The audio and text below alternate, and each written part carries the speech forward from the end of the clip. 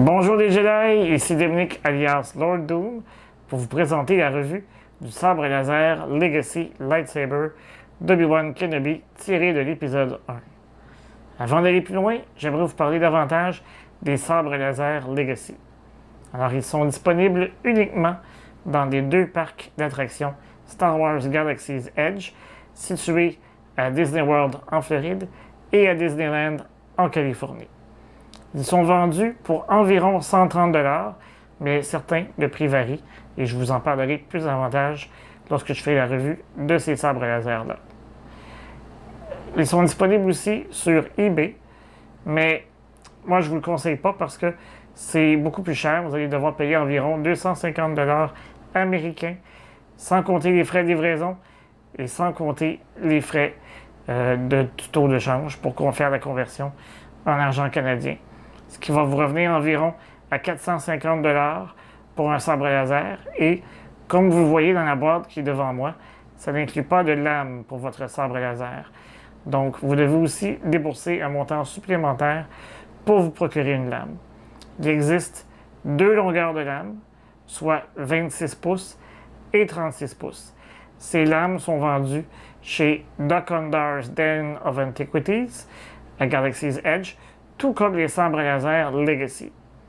Vous pouvez aussi vous procurer une lame de 31 pouces au Savvy's Workshop lorsque vous construisez votre sabre laser et l'expérience totale coûte environ 205 $ américains.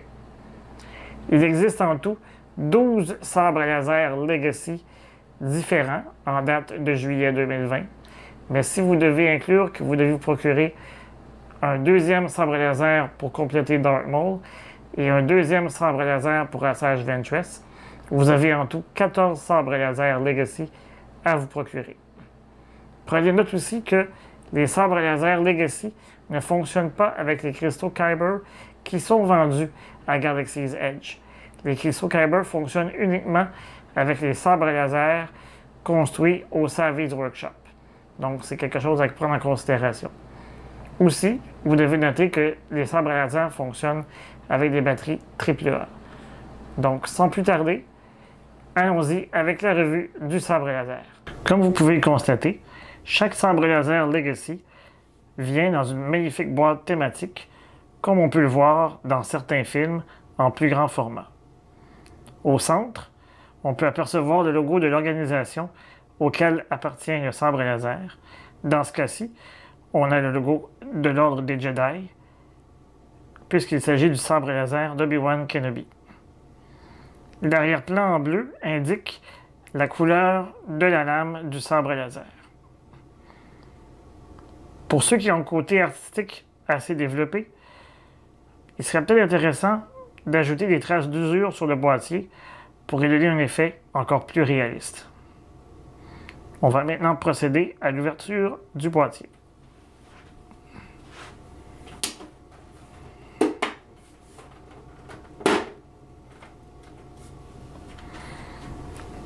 On peut maintenant observer le sabre laser tel que vu dans l'épisode 1, La menace fantôme.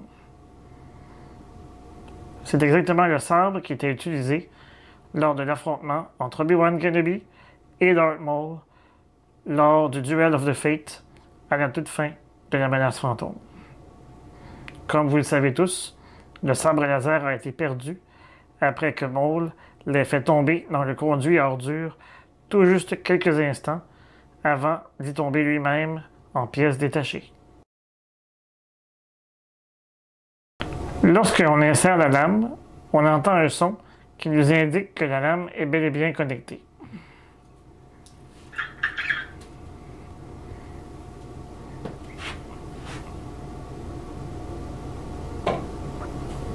On va maintenant appuyer sur le bouton d'activation. Comme vous pouvez le constater, le son que l'on entend est propre au sabre d'Obi-Wan. C'est ainsi pour chaque sabre Legacy. Vous pourrez le constater lors de mes prochaines vidéos. On peut entendre le hum habituel d'un sabre laser et lorsqu'il y a contact, on entend un son et on peut voir un flash au niveau de la lame.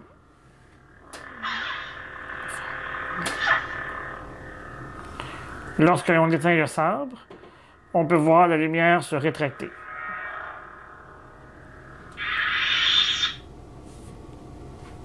Si, comme moi, vous avez un espace restreint pour exposer vos sabres laser, vous pouvez vous procurer un support chez Red 5 Customs, une boutique sur Etsy, dont le lien est disponible dans la description. C'est ce qui conclut la revue du sabre laser édition Legacy d'Obi-Wan Kenobi de l'épisode 1. N'hésitez pas à laisser vos commentaires plus bas, il me fera plaisir de vous lire et de vous répondre.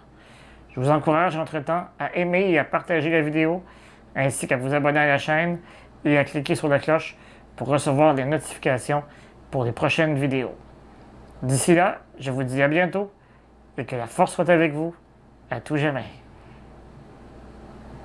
Remember, the Force will be with you, always.